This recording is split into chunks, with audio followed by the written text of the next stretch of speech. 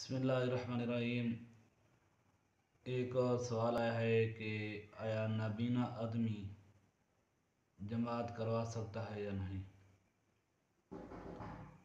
तो उसका जवाब ये है कि नाबीना आदमी अगर ऐसा है कि वो तहारत के मसाइल जानने वाला है, नमाज के मसाइल जानने वाला है और क़िराअत उसकी अच्छी है, सही है, और इस टाइप का इस मुकाबले का कोई और मुक्तदी वहाँ पर मौजूद नहीं है, तो उस वक्त इस आदमी के लिए नबीना के लिए जमात करवाना सही है।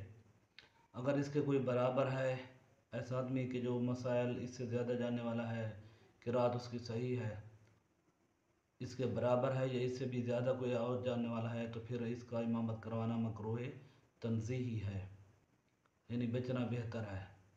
और अगर ये नबीना आदमी बिल्कुल मसाइल नहीं जानता तो फिर इसकी इमामत करवाना जायज़ नहीं है।